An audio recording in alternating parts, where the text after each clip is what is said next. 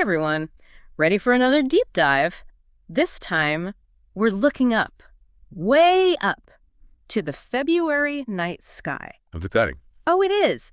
We've got a fantastic report straight from, NASA or JPL, and it is packed with can't miss events for February 2025. I'm ready. So we've got a really bright Venus.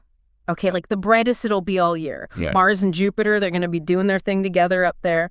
And even a little peek at Saturn. That's fantastic. Yeah, and the moon's going to be dancing around with all of them. So, busy month. yeah. Yeah, it's not your average what's up in the sky kind of deal. It's way cooler than that. I love that JPL puts this information out. It makes it accessible to everyone. It's amazing, right? It really is. Everyone can geek out with us about this stuff. Exactly. All right, so Venus is like the VIP this month. Literally the star of the show. Oh. Brighter than any other time of the year. But here's the thing. It's not because it's full, right? Like our moon, when it's like a big, bright, full moon. Right. Yeah, this report's saying it's actually brightest when it's closer to Earth. Right. And it's a crescent. What? Explain that. Yeah. So you see, when Venus is closer to Earth, it appears bigger to us, obviously. Okay. And that means more sunlight is reflected back in our direction. Gotcha. So even though we're only seeing a sliver of its sunlit side, like a crescent shape, it's that closeness that makes it so incredibly bright. So even though we're seeing like a smaller part of it because it's closer, that little bit that's lit up is just like is super intense. That's so cool. It is. I love that they compared it to the goddess of love being more radiant when she's nearby. A beautiful analogy, isn't it? Oh yeah, I love it. And it really makes you think about brightness, Sure. It's not just about how much of something is illuminated, but its size and how far away it is from us. Totally. So if I want to see Venus like at its most dazzling, I just need to look up after sunset throughout February. Exactly. And you know what? On February 12th, the moon and Venus will appear pretty close in the sky. Oh, a little meetup. Yeah. I like it. Okay, I'm going to mark that on my calendar. Speaking of meetups, Mars and Jupiter, they're going to be hanging out together this month too, right? They are, yeah. They'll be visible high in the sky. It's going to be a pretty spectacular sight. Very cool. And it's interesting to me. What's that? How different those two planets actually are, even though they'll look, relatively close from where we are. Right. Mars, that little red dot, we all know it. It's the planet we're always sending rovers to. Right. Trying to find signs of life. Yeah. And then there's Jupiter, king of the planets, giant swirling storms, tons of moons. Right. It really makes you think about, the scale of things out there. Yeah. It does. It really does. So I know when things in the sky look close together, we usually call that a conjunction, right? Mm-hmm. But the report used a different word. It said a pulse. Is that just a fancy way of saying the same thing? Well, it is similar, but there's a subtle difference. You see, a conjunction is when two objects share the same celestial longitude. So kind of like how two cities can share longitude but be miles apart in latitude. Okay. And a pulse is specifically when they appear closest in the sky from our perspective. Yeah. Like regardless of their actual position. So it's about how close they look to us, not necessarily like where they actually are. Exactly. Okay. I like it. A pulse. Adding that to my vocabulary. I think you'll find it helpful. For sure. So Mars and Jupiter, when's their closest approach? Their pulse. Well, it's going to be on February 19th. Definitely check that one out. Okay, so Moon with Venus, then Mars and Jupiter doing their thing. It's a busy month for the planets. It is. It really is. But wait, there's more. The moon is going to be passing by the Pleiades star cluster this month. The Pleiades. Oh, yeah, the Seven Sisters, right. That's right. I remember learning about those in like Greek mythology. Yeah. So cool how like the night sky connects to all these old stories. It really is fascinating. They're beautiful. Cluster of stars that all look super close together. Right. Usually you can see like 6 or 7 of the brightest ones just with your eyes. Yeah. But there are actually hundreds in the cluster. Wait, hundreds. So I'm looking up and I see these few stars, but there's this whole like hidden cluster I can't even see. Yeah, exactly. It's amazing. There's always more to the universe than we can see at first glance. That's wild. And it means like all those stars, they're all kind of related, right? You could say that. Most likely, they all formed from the same like giant cloud of gas and dust. Oh, wow. So they're kind of like cosmic siblings. That's a cool way to think about it. Okay, so moon in the Pleiades, when's that happening? Let's see. The report says the moon will be closest to the Pleiades on February 20th. Okay, February 20th. Got it.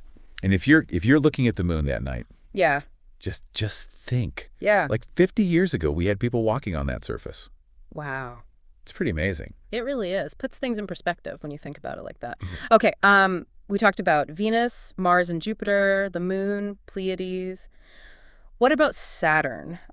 I know the report mentioned we could catch a glimpse of Saturn too, right? We can, yeah. Early in the month. Oh, okay. Look to the western sky right after sunset. It'll be there before it sets. Okay, cool. Will it be as bright as Venus? No, not quite. Remember, brightness depends on a few things, right? Right. Size, how far away it is. Exactly. How much sunlight it reflects. Exactly. And Saturn is much farther away than Venus. Okay. And even though it's a gas giant, it just doesn't reflect as much sunlight. I've gotcha. But you know what? Even as just a small point of light, yeah, it's still Saturn. It's still, the planet with the rings. Nothing beats the rings. Even if it's just a dot, I'll know those rings are out there. Exactly. Okay. So Venus, Mars, Jupiter, the moon's doing its thing. Saturn makes an appearance.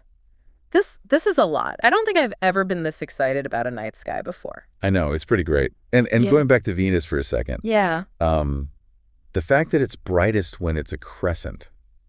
Right. It makes you think about how we see brightness in space. Yeah. Okay. It's actually reflecting less sunlight when it's a crescent. Huh. But because it's so close to Earth, it just seems brighter overall. Oh, it's like when a car's headlights are coming at you.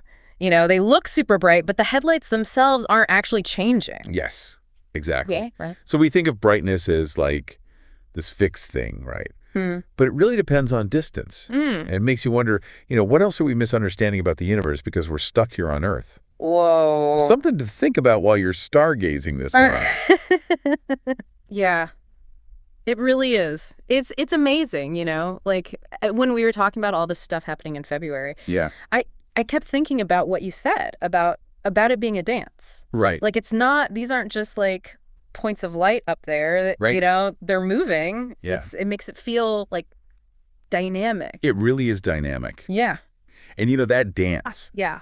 it's not random. It all comes down to, the laws of physics, Right. gravity, and, how things orbit. Right. That's how we're able to know this stuff is going to happen. Right. Like predicted. Yeah, like when Venus will be at its brightest. Right. Or when Mars and Jupiter will have their little, get together. It's kind of mind-blowing when you think about it. Like we can say what's going to happen, Yeah. across these huge distances. It really speaks to the power of science. Right? And observation, Yeah. think about it. Yeah. People have been looking at the sky for forever, trying to figure out the patterns. And it led us to astronomy, to understanding this stuff. And now we've got telescopes, Right. spacecraft. I mean, Yeah. we're getting pictures from Mars. Incredible. Yeah. The James Webb Telescope is like seeing the beginning of the universe. Oh, nice. It makes it all feel so much more real when you can see it. You know what I mean? Absolutely. And it just makes you realize how much we still don't know. Yeah. Every time we discover something new, every time we get a new image, it expands our understanding. Right. But it raises more questions. Always more questions. Yeah. So as we're wrapping up this deep dive on the February night sky, Yeah. what's the one thing you hope our listeners really take away? I really hope people just take the time to look up Yeah. and appreciate it, Yeah. the beauty, Yeah. the wonder of it all. Right. But don't just look, really see what's up there. Notice the colors, Yeah. the positions. Yeah. And then, ask yourself questions like, why is Venus so bright? Right. How's the moon moving compared to, those stars over there? Yeah. There's so much to discover, even without, fancy equipment. It's about more than just, knowing the facts. It's about really connecting with the real. Exactly. It's about being curious, Yeah. having that sense of awe, Yeah. feeling like you're part of something bigger. Right. And who knows, maybe, this February, Yeah. this incredible night sky, maybe it'll inspire somebody Yeah. to learn more, Yeah. maybe even become an astronomer. Right. Yeah. I think that's the perfect way to end this. So to all our listeners out there, get out there this February, look up, enjoy the show, and keep looking up.